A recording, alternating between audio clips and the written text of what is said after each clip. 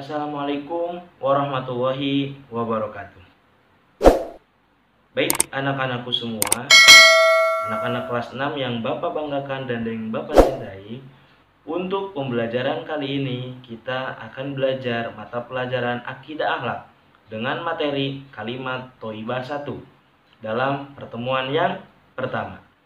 Bapak harap kalian semua bisa menyimak video pembelajaran dari Bapak dari awal sampai akhir.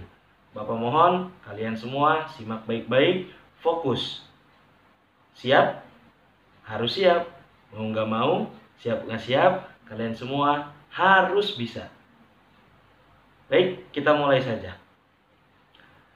Nah, dalam materi ini yang Bapak harapkan kalian semua mampu mengetahui makna kalimat Thayyibah Astaghfirullahaladzim.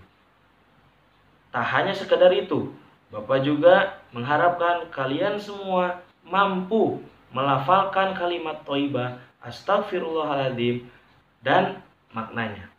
Mudah-mudahan kalian mampu dan kalian bisa. Semoga ya, tetap semangat.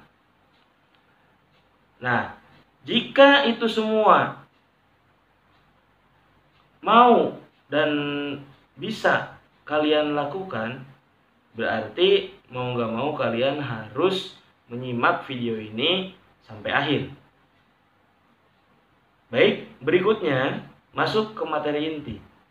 Sebenarnya apa sih kalimat Thayyibah?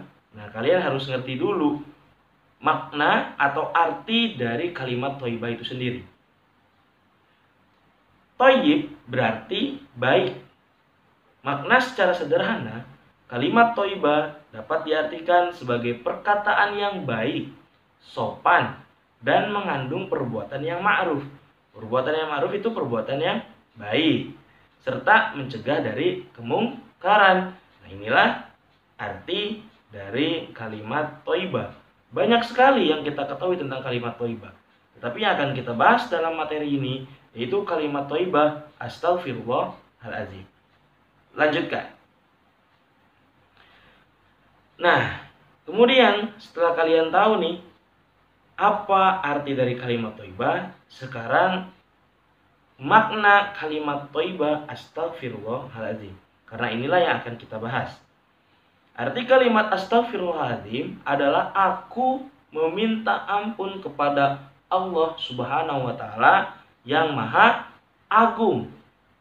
Sekali lagi, aku meminta ampun kepada Allah Subhanahu wa Ta'ala yang Maha Agung.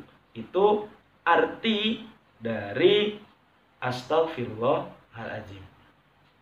Kemudian ucapan Astaghfirullahaladzim itu biasanya sering kita dengar dengan kalimat istighfar. Biasanya kalimat ini diucapkan seluruh manusia sebagai bentuk ungkapan pengakuan dosa yang diperbuat oleh manusia kepada Allah Subhanahu wa Ta'ala dan bentuk permohonan maaf, permohonan ampun kepada Allah Subhanahu wa Ta'ala. Lalu timbul pertanyaan lagi nih, mengapa kita harus beristighfar? Ada yang tahu mengapa kita harus beristighfar? Kita lihat. Ada sebuah hadis riwayat Abu Daud dan Nasai. Dikatakan bahwa barang siapa memperbanyak istighfar, maka akan diberi kelapangan dalam setiap kesusahan. Kemudian jalan keluar dari kesempitan, dan yang berikutnya dianugerahi rizki dari yang tidak disangka-sangka. Nah, inilah mengapa kita harus memperbanyak istighfar. Kemudian membaca istighfar juga itu sebagai bentuk penyesalan atas kesalahan atau dosa-dosa yang diperbuat oleh manusia khususnya. Di samping harus dilakukan dengan segera juga dan dapat dilakukan di mana saja. Jangan menunggu-nunggu. Karena memaafkan kesalahan orang lain merupakan perbuatan yang sangat mulia diperintahkan oleh Allah Subhanahu wa taala. Di sini sesuai Quran surat Al-A'raf. Jadilah pemaaf dan suruhlah orang mengerjakan yang ma'ruf, serta berpalinglah dari orang-orang yang bodoh. Nah, ini dalil Qur'annya sudah jelas anak-anak. Jadi kalian selain harus membaca istighfar, kalian juga harus dapat memaafkan dari kesalahan-kesalahan orang lain kepada kita. Kemudian bagaimana sikap kita jika terdapat orang-orang yang melakukan kesalahan kepada kita? Nah, di sini Bapak ada video sederhana. Kalian simak baik-baik video ini. Aja semuanya bakal gue selesain kok. Iya, siap. Nah, Iya. lihat ya. Bakal gue selesain semuanya kok. 5 lembar ya? Ada 2 orang yang sedang berkonflik.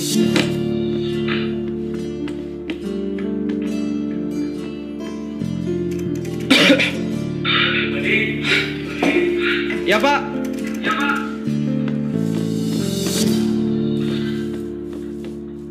Ini gimana nih? Kok bisa menurun?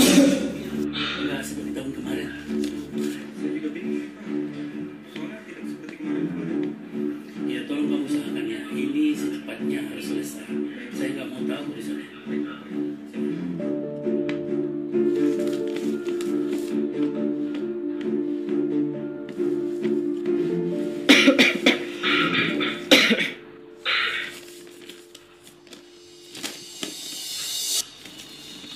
Bro.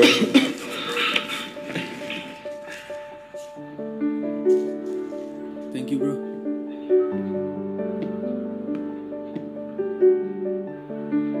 Nah, memaafkan itu nggak perlu alasan. Jadi kalian mampu dan kalian harus bisa.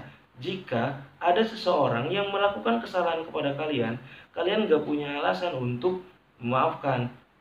Tetapi memaafkan itu memang nggak perlu alasan. Dengan cara apapun kalian bisa memaafkan orang lain. Disadari atau tidak disadari, kita itu sebenarnya sering melakukan kesalahan. Kemudian apa yang selanjutnya kita lakukan jika melakukan kesalahan? Biasanya banyak kejadian orang yang bersalah itu gengsi, malu untuk mengungkapkan permohonan maaf. Orang yang memiliki keberanian untuk meminta maaf itu merupakan orang yang berjiwa besar, dapat mengalahkan hawa nafsunya. Wah, ya, harus berani berbuat, harus berani bertanggung jawab. Itulah anak-anak kelas 6 yang Bapak harapkan. Pasti bisa. Sesuai hadis riwayat Bukhari, bukan seorang yang kuat bergulat, tetapi orang yang sungguh kuat adalah yang dapat menahan atau melawan hawa nafsunya ketika sedang marah. Harus bisa. Jangan malu, jangan egois, dan harus bisa menerima kesalahan orang lain. Itu saja untuk materi pertama tentang kalimat thayyibah, astagfirullahaladzim, dan maknanya. Di akhir video ini nanti silahkan dicek di e-classroom-nya. Di sana ada lembar kerja siswa yang harus kalian isi sebaik mungkin sesuai dengan pertanyaannya. Mohon maaf jika banyak kekurangan. Kita lanjutkan di pertemuan kedua. Wassalamualaikum warahmatullahi wabarakatuh.